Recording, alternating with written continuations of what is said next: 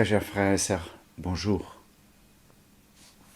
Nous célébrons en ce jour la fête de Saint Joseph.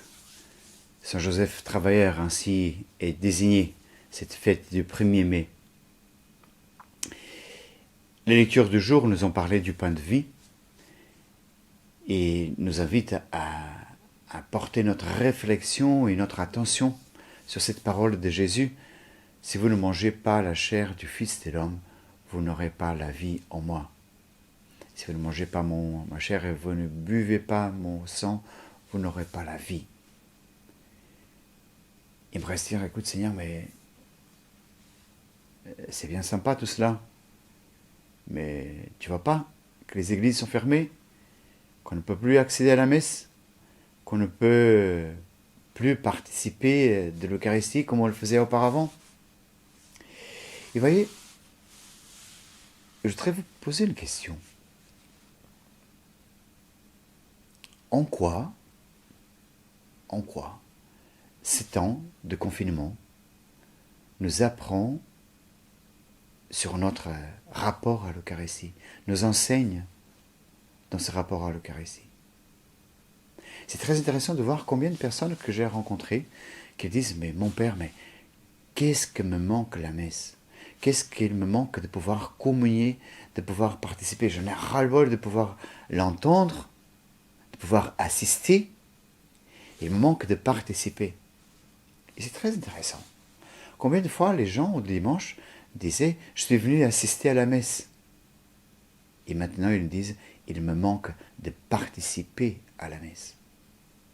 Et de participer, ce n'est pas simplement pouvoir communier, mais c'est plus encore.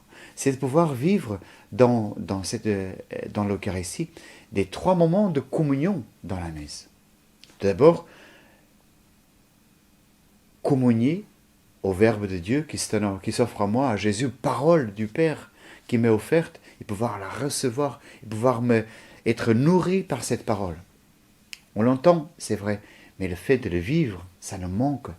Le fait de pouvoir être en communauté, de pouvoir acclamer cette parole de Dieu, de pouvoir nous entraîner, de pouvoir rentrer dans cette écoute de la parole de Dieu, mais non pas seul devant notre écran, mais avec des frères et sœurs, nous manque.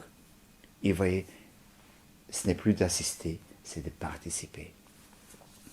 Un deuxième moment de communion, et là c'est aussi très frappant, les gens me disent, mais il me manque la communauté. Et vous voyez, c'est très intéressant parce que le deuxième moment de communion dans l'Eucharistie, c'est vraiment cette communion au corps du Christ que nous sommes, que nous formons. Nous sommes le corps du Christ.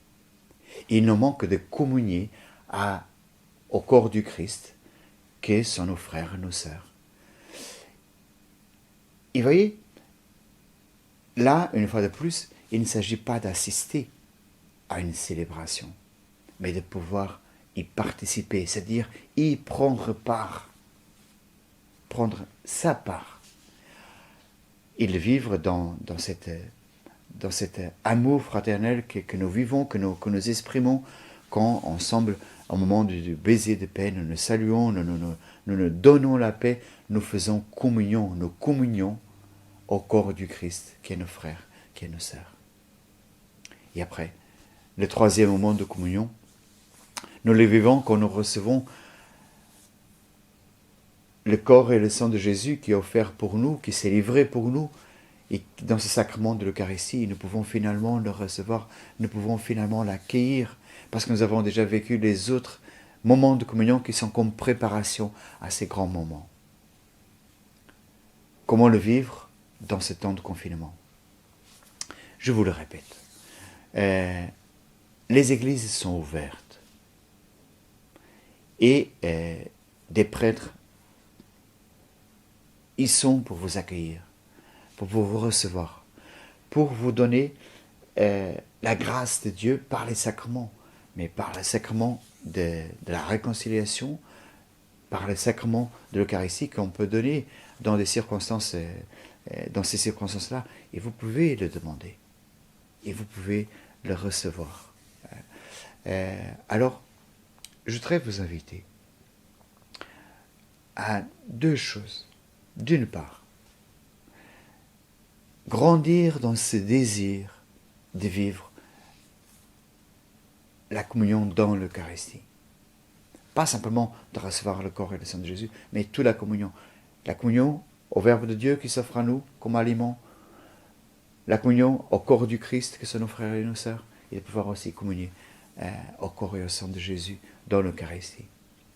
Mais plus encore, de chercher dans ce moment présent les moyens de vivre cette communion et de pouvoir la recevoir.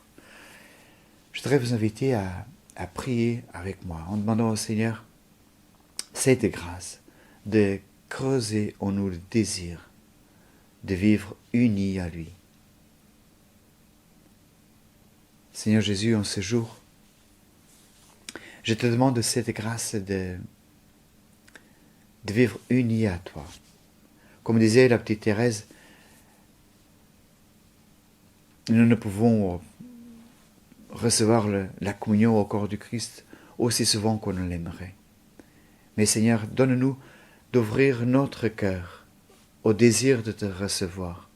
Seigneur, que la fois où nous pourrons le recevoir prochainement, nous devenions vraiment comme un tabernacle où tu viens habiter, où tu viens y demeurer, pour que nous puissions te porter dans le monde, être des tabernacles vivants au milieu de ce monde qui a tant besoin de toi. Seigneur, nous te le demandons par ton Fils bien-aimé. Amen.